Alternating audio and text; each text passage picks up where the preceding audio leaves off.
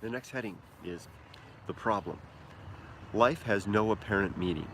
Now this next section is a little bit wordy and kind of, I'm heavily influenced by the 19th century dark romance authors, Nathaniel Hawthorne, of course, Herman Melville, uh, and then also the Transcendentalists, Emerson, Thoreau, and the like. And I sometimes, allow myself to wander deep within their writing style, which is these long paragraph level, long sentences, with lots of semicolons and hyphens. And this one kind of got away from me. So bear with me. Here, I'll need a sip. The heading again. The problem. Life has no apparent meaning. And this really is the crux of the whole situation. And probably the most controversial point I'll make in the book. My adventure videos on YouTube have produced a steady stream of email from people who tell me about the dreams they can't quite bring themselves to live and their fear of being alone and feeling their lives don't matter. However, nobody ever says it that way, and instead they cloak these worries as simple life anxieties or blame their trepidation and inaction on various personal or familial infirmities and challenges. So let me just stop for a second. So, I would get these email from people who would say, I want to live a life of adventure. I have these dreams. And then I would say, well, tell me about it. And they would say, well, there's this, but then I couldn't possibly ever do that. And list off the various reasons why they couldn't possibly do that. They do this to convince themselves these simple facts are the true cause of their churning worry and hesitation. So I like to think that they're doing this to say that it's this list of things that is the cause of the worry. But I had a deeper suspicion. They attempt to avoid a deeper fear, a hidden threat which is more real and threatening to a quality of life than any surface level anxiety. It's a demon of sorts, lurking in the shadows of conscious thought, peeking with knowing eyes in the direction of our mortality, pointing a crooked finger at the hazy terminal point of our life, while offering a suggestive grin that nothing will be found beyond. So that's what I think is the deeper worry, is that there's nothing beyond this. There really is no purpose in life. There is no life after death. And what the hell do you do with that? This thought, along with the weighty implication it bears that life is without inherent meaning, that's the point of the whole thing, no inherent meaning, appears to be the more real and tactile cause of the concern I sometimes read in the words of those who write to me. I never point this out though, as I suspect they prefer I go along with their bluff and humor them with a response in keeping with their stated concern. So I don't actually say that to people. I actually imagine that they wanted just me to address their list, right? I want a life of adventure. Well, what are you going to do about it? Well, I want to do it, but I can't do it because there's this list. And what they want me to do is let's talk about the list. And I do, but I really think that there's this deeper concern. Reality, after all, can be a fearful thing. However, I will now attempt a more honest answer, reflective of my own life experience and sincere interactions with others. Now bear in mind that I wrote these when I was 48, so this was like 7 years ago. Life's changed a lot since then. But I think I laid out now the proposition here. The proposition that we want something deep out of life, meaningful out of life. We want meaning out of life and some sense of purpose. And we struggle to find that in the day-to-day. We kind of cover up the problem a lot by the distractions of creating career and family and shopping and all those types of things. And we make a really good attempt at it with things like religion. But all the while it's still lingering there, especially when we doubt our gods exist. And we may wonder, is there more? I don't think there is. I don't think there is anything after this. And thus the point of trying to do well and do good and make meaning in life in this time that we have. Here's another paragraph right here. I think this is the part where it gets a little touchy-feely. This light and living we now know offers a stark contrast to the nothingness we intuitively sense existed before our birth, and the same nothingness we fear a return to after life is done. Remember that nothingness? Remember what it was like before you were born? Neither do I. I think that's what we're headed to. In fact, this fear is far worse than a return to nothingness, as we are each capable of holding a vision of hell in our minds more terrible and real than the worst damnation preached from any austere and authoritative pulpit. Well, Kurt, I don't know if that's the case. I mean, an eternity in hell is probably far worse than an eternity of nothing, right? But still. This greater terror is our sense that the universe can get along without us, that our life and living are of little consequence in any way, and that our best efforts will account for little beyond the temporary comfort given to the handful of individuals we share and interact with, before death takes us away utterly, permanently, and forever. This is the real terror so many struggle to avoid, which reason and honest inquiry coldly reveal as true. An abject fear of ultimate insignificance and meaninglessness in the face of the curious fact of temporary life in an otherwise lifeless universe. I need a breath. Okay, so there's the whole thing right there, right?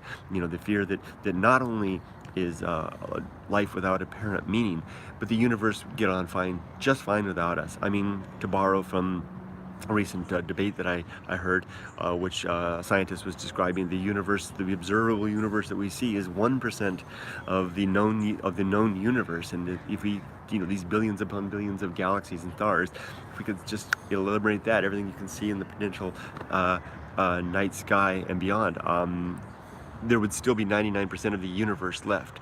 We would barely touch the universe. So if there's ever any punctuation mark on the insignificance of our mere existence, that fact alone certainly does it. Now this is in some ways, and it's a little embarrassing to read this stuff and talk about this, because it feels very sophomoric. What I mean by that is, the freshman, sophomore year of college, when you first start studying philosophy and you're exposed to these concepts and you get that nihilistic, I'm down to 20% battery, I better plug in. And you're down to, and you suddenly realize that the universe may indeed have no great scheme for you. And then you go, it's all for nothing, right? And that's kind of and you kind of get over it, right? We do. But I don't think that's necessarily a juvenile or an immature observation or thought. I think it's a very profound one, and I think it's a shame that we get over it in some ways. I think we get over it because we don't want to live with that, and so we cover it up with job, work, family, and most notably religion, to make the emptiness go away. The great indifference, they call it. Let me see if I answer some questions before I go on to the next paragraph. Let's see. The Ghost of Sabotage. Hey, Ghost of Sabotage. Hey, Kurt, longtime friend. Forever with our own thoughts. If that isn't hell, then I don't know what is. That's an interesting way to think about it. Forever with our own thoughts. I guess that would be if there was some afterlife, right? That would be interesting. Especially if you got no more data, no more input, right? And you're just stuck with with what you know. I'm getting touchy and feely after that. Okay, Jonathan, keep it PG, okay? Good thing this camera's one way. Okay, let's go on. Next paragraph. I don't understand why the thought of death, real death, absolute death, with no chance of recovery, salvation, or continuation, is more tolerable to some than others. However, I suspect this acceptance may relate to some level of comfort and familiarity with being alone. Not that anyone will be alone after death, as even the concept of alone then would be wishful thinking. Nevertheless, during life, if we can abide our own company for extended periods of time, then the thought of being without others, or ourselves even, after death, may somehow become more palpable and acceptable. A more familiar, intangible something. A somewhere less feared as accepted, or perhaps resigned to. To such a person, a life without absolute meaning may be acceptable. Days, months, and years of striving to no absolute end, all right, and nothing to fear. To such an individual, the journey itself becomes its own purpose, the momentary satisfaction and good feelings connected with virtue their own worthy end, where virtue is defined simply as the pursuit of objective well-being for ourselves and others. A lot wrapped up in there. Basically the idea, I sometimes wonder, why is it some of us seem to be all right with the idea of dying and becoming nothing, whereas others just, they don't want that, they don't accept that idea, and it's almost a revolting thought. That's not the right word, but you get what I mean. Some people are like, I can't believe it, and they won't even entertain the idea. Others, like I was talking to my friend the other day, and we were talking about this very topic, and I said, what about the idea of, of, because he's a non-believer like me, of nothing after death, and isn't that unsettling to you? And he basically responded. He said, well, I won't know. So it'll be just like that time before death, right? So the question was, why are some people seemingly uncomfortable like that, like my friend, while others kind of rebel against that? And my suspicion here, not well tested or necessarily borne out, is that people who are comfortable being alone seem to be more at ease with the idea of being alone with nothing and being nothing for the eternity that will remain after death. And to such people, by extension, a life without absolute meaning could be acceptable, as long as you can find some substitute, a worthwhile substitute, to fill in its place. And I suggest that substitute here with the life of meaning, of virtue, where I define virtue as the improvement of well-being for as many as possible. Okay, death then offers no transition, but is seen as a simple final stop, a period and ending of effort and of striving and of reflection towards understanding, which yields nothing more than the transitory and ultimately meaningless gain to ourselves and those to follow. But is this a bad thing? If yes, then it's understandable that many protest, recoil, and fly from such thoughts. So death is all right, because the end in itself is the virtuous life. And I'm suggesting then to some that's not enough. That's not okay, and that's why they say no. Whereas for others, someone like me, for example, I would say that end is enough. If I've lived a virtuous day, then it is a good time to die. That is sufficient. And I haven't yet really given examples or good definition of virtue, but that's coming. Maybe not in this video, though. And I said that, okay, but if no, then our breathing can relax and we can measure each inhalation as one of the few we get. Okay, if we're not upset or rebelling against that idea that a life of inherent meaning. If no, then our breathing can relax